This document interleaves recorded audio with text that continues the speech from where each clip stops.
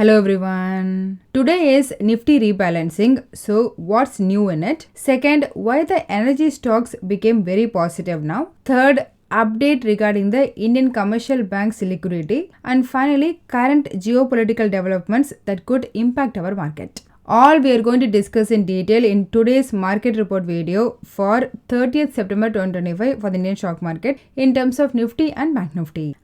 We know every year twice, one at the March end and another at the last working day of September, NSE rebalances their index based on the average free float market capitalization. And since today is last working day of September, it's Nifty Rebalancing Day. So regarding the major change in the Nifty 50 index, starting from today onwards, Indigo Aviation and Max Healthcare, these two stocks will be replacing the IndusInd Bank and Hero MotoCorp. And as per Novama research, because of the rejig, Indigo Airlines and Max Healthcare said to have passive fund inflow of approximately 3,100 and 2,900 crore rupees respectively. On the contrary, Hero MotoCorp and IndusInd Bank to have fund outflow of approximately 2,100 and 1,700 crore rupees respectively. Other than this, on the Nifty 50 stocks, SBI, ITC and Bajaj Finserv, these three stocks weightage will be increasing from today. So these stocks are expected to have fund inflow. Regarding the respective estimated fund movements, please pause and have a look. Whereas the top three Nifty weightage stocks, HDFC Bank, Reliance Industries and ICICI Bank, all three weightage is set to decrease marginally and each of them expect to have fund outflow of approximately 500 crore rupees. All three are very big companies from market cap perspective. So this 500 crore rupees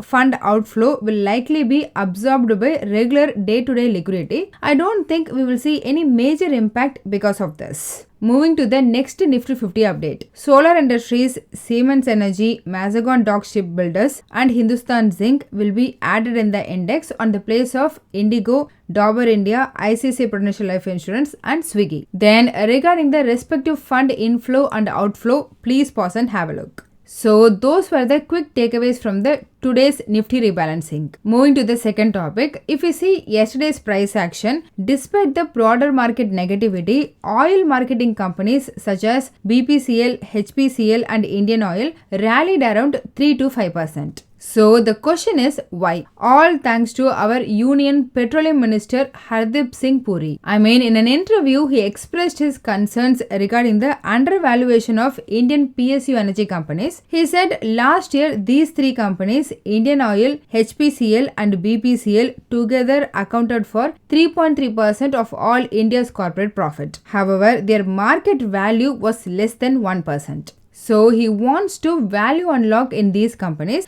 by improving the capex quality and not implementing the government policy that could intervene the pricing. Basically, in short, he said he's going to improve the corporate governance on those companies. So that's the reason for the energy stocks rally yesterday. Then coming to the third item, we know Indian banking stocks have been under pressure since the GST collection transfer to the government account last week. This move turned the Indian commercial bank's liquidity from a 2 lakh crore rupees surplus into a deficit. However, from Friday to Sunday, the situation improved. Liquidity moved back to a 45,000 to 46,000 crore rupees surplus, which is a positive development. But on the present situation, market wants the liquidity deficit, which indirectly will force the RBI either to cut the interest rate or at least to cut the CRR, cash reserve ratio. If the liquidity surplus improved further means, then in the tomorrow's MPC meeting, RBI will do nothing. They will just pause the interest rate and also they won't reduce the CRR as well. Basically, market is confused and as an observer, it's very interesting. Anyway, those are the special significant things I want to discuss today. Now moving to our regular stuff. The Friday's low PC inflation and Thursday's good GDP growth rate number still driving the US market. So last night also it closed positive. Dow Jones increased 0.15%, S&P 500 was up by 0.26% and Nasdaq closed positive 0.48%. But despite closing positive, VIX increased 5% and moved to above 16 from around 15. Then regarding the potential US government shutdown issue, at the present time while I'm making the video, the negotiation between Republicans and Democrats are ongoing with US President Trump. So I'll tell what's going on here and I will leave the speculation about whether the US government will shut down or not with the viewers. Because of the Trump's one big beautiful bill, he stopped the US healthcare insurance subsidiary. So as a result, the millions of US people's healthcare insurance premium are set to increase from October 1st onwards, which Democrats don't like it and they want Trump to extend the healthcare subsidiary, which obviously Donald Trump was completely against it. On the other hand, Republicans are requesting Democrats to at least vote for a 7 weeks extension. However, in an interview with the media, Democratic Party leaders said that they don't want to approve even 10-day extension. So that's the current status. By the time viewers are watching this, things might have changed. So please double check for the latest updates. Since if the Democratic Party agrees to any deal with Trump, it could be seen as a positive for the global momentum. Then about oil, same as yesterday, OPEC Plus countries' oil output increase plan for November month decreased the oil price by 3%. At the time of this video, WTI crude trading at $63 per barrel and Brent crude traded around $66.5 per barrel. Regarding Indian ADR, as it is, only Wipro closed positive, all others closed somewhat negative. However, if you calculate the arbitrage, both the banking stocks showing some negative difference, others including Reliance GDR more of neutral. Then about GIFT Nifty, early morning it traded at 24,688. Considering no premium today, it's indicating the gap up opening of 30 points. So as a summary, US market closed positive and for now it's okay. Any development regarding the US government potential shutdown, we need to watch out. Then today is Nifty Rebalancing. Banking stocks liquidity is improving and more importantly, today is monthly expiry. So all going to influence Indian market price action. For now, GIFT Nifty indicating the positive opening, whereas ADR inclined with a negative side. About institution, in the cash market, yesterday too, FIs were net sellers. They net sold for 2,850 crore rupees, whereas DII supported the market. They net bought for 3,850 crore rupees. In case of participant-wise stance, overall in the index options, client having net 7.4% of their open interest favoring bullish position and FII favoring net 6.2% of their open interest to bearish position. Proprietary traders having net negative 1%. Here, please note it's the overall open interest. In that, today probably only 40 to 50% will expire. Then in the index future, both FII and proprietary traders having net 84 and 53% of their open interest on the short side and client having 71% of their open interest on the long side. Moving on, as per stock open interest, Max Healthcare, Dabur, Power Grid, Apollo Hospital, Adani Ports, Persistent System and ICICI Bank are some of the 37 stocks that got an increase in open interest along with a negative close indicating the short belt up. On the other hand, Oil India, Tech Mahindra, Bharat Forge, CDSL, Muthoot Finance and Titan are some of the 64 stocks that got an increased open interest with a positive price close, which means these stocks got the long belt up. About the things to look out, early morning Japan's industrial production growth rate, Bank of Japan's last industrial decision meeting summary and Chinese manufacturing PMI data are expected to influence the global momentum. Then in the afternoon, UK Q2 GDP growth rate, August month Germany's retail sales data and September month Germany's unemployment rate are still released.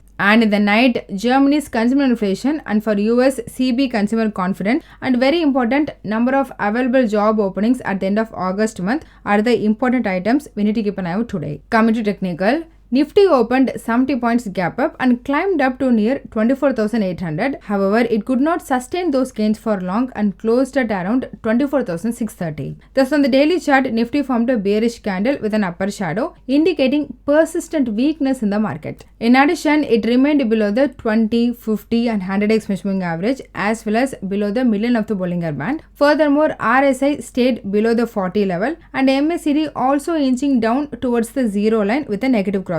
All these indicating sustained bearish momentum. However, there is a possibility of consolidation before a firmer directional move. Hence, as an overall, Nifty defended the 24,600 level for another session, which now acts as immediate support, followed by 24,500 upward sloping support trend line and 24,400 200 exponential moving average. On the upside, resistance is in the 24,800 to 24,900 zone. In case of Bank Nifty, it also opened 70 points gap up and traded range bound throughout the session. Finally, it closed above 54,400 and outperformed Nifty. Thus, on the daily chart, Bank Nifty formed a doji candlestick pattern indicating indecisiveness among buyers and sellers. Technically, this pattern is formed after a sharp downtrend, which often suggests a potential trend reversal, though confirmation is awaited in the coming session. And overall, the sentiment remains bearish as Bank Nifty traded below the 20, 50 and 100 exponential moving average, with RSI and MACD both having a bearish crossover.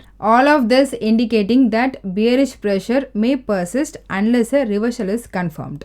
Hence, looking ahead, the zone of 54,100 to 54,000 is expected to act as the key support, and on the upside, levels of 54,700 to 54,800 will act as the crucial resistance zone. On the options front, the maximum call option openers was at 25,000 strike, followed by 24,800 and 25,200, with maximum new call option rating at 24,700, 24,750 and 24,800 strike. Meanwhile, on the put side, the maximum openers was at 24,000 strike, followed by 24,600 and 24,500, with maximum new put option rating at 24,000, 24,600 and 24,650 strike. Thus, from options data, it's indicated that Nifty could remain in the 24,500 to 25,000 range in the short term. So that's all in this video. Hope you got some useful information. Please consider subscribing to the channel and liking the video so that it will help me beat the YouTube algorithm and also motivate me to do more. Please don't make any investment decision based on this, as I'm not a SEBI registered advisor. I'm doing this for me and viewers' educational purpose only. Thanks for watching.